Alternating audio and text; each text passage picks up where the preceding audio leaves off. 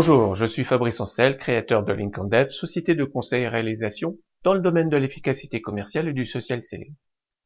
Les grandes entreprises structurent leur processus d'achat et passent par des appels d'offres.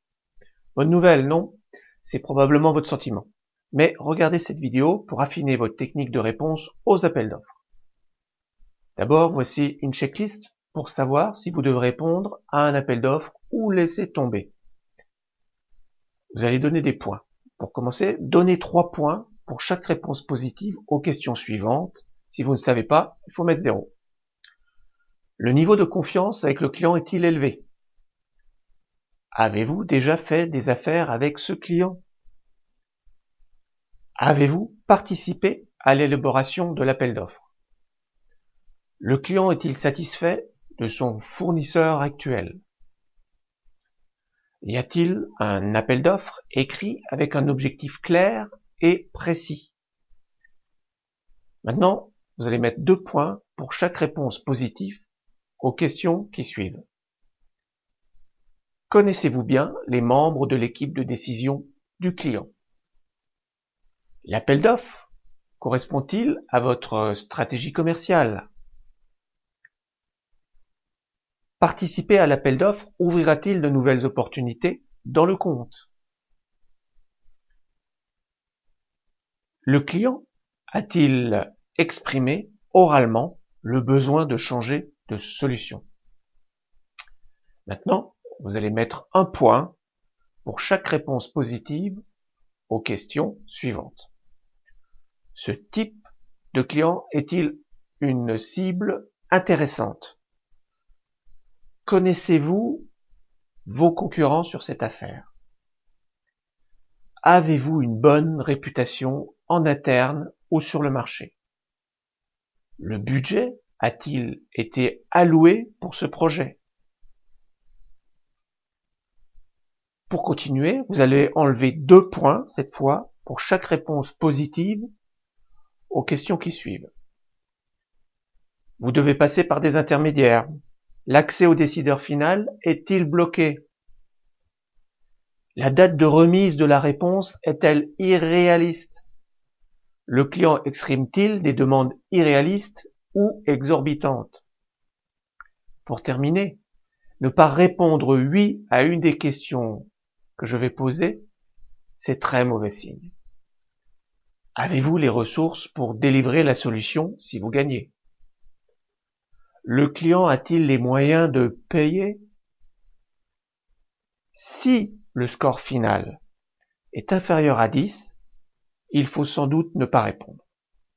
Vous pouvez adapter cette checklist avec d'autres critères, en particulier si un partenaire doit être inclus dans le cycle de vente. Par exemple, avez-vous un partenaire fiable et compétent pour répondre avec vous?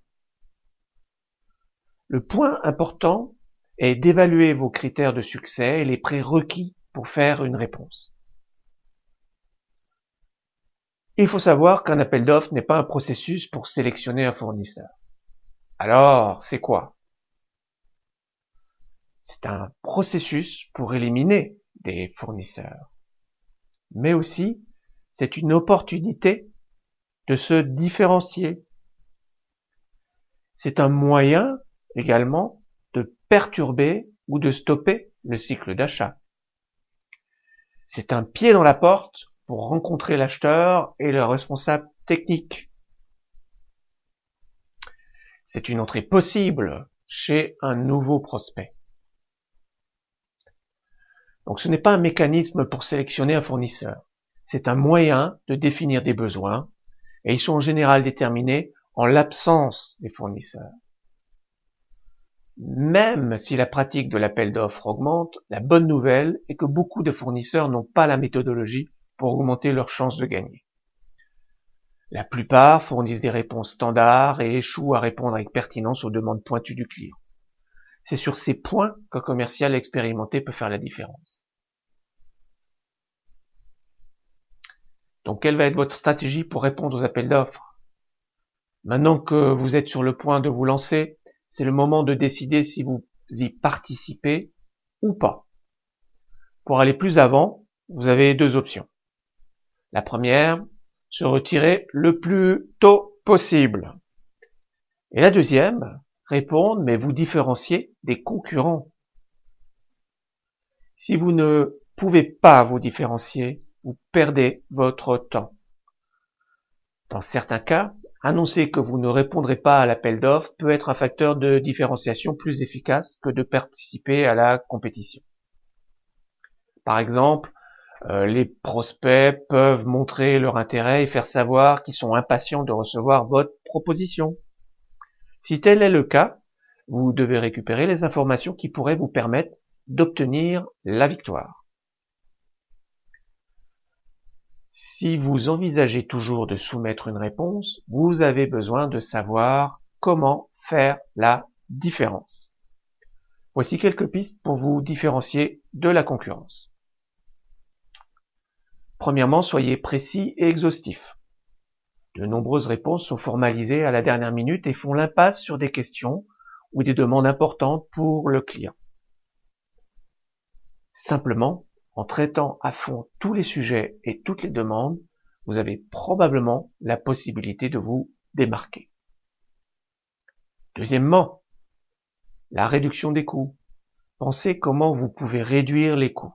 Pensez au financement. Pensez OPEX plutôt que CAPEX. Faites un calcul du coût total de possession, du retour sur investissement. Si vous êtes en mesure de faire des économies au prospect, c'est le moyen d'attirer l'attention de l'acheteur.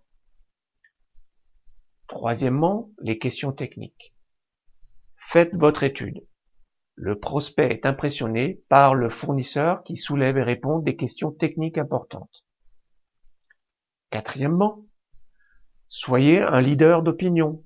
Ne vous contentez pas de fournir les meilleures pratiques dans l'industrie et un prix. Innovez. Pensez out of the box.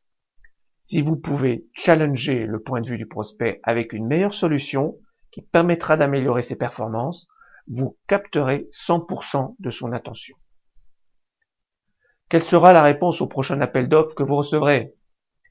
Vous pouvez ne pas répondre ou articuler une réponse qui vous différencie de la concurrence. Voilà. Si vous avez des questions, appelez-moi, je serai ravi de discuter avec vous du sujet.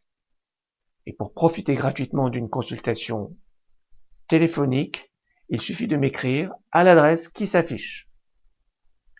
Bonne vente et à bientôt!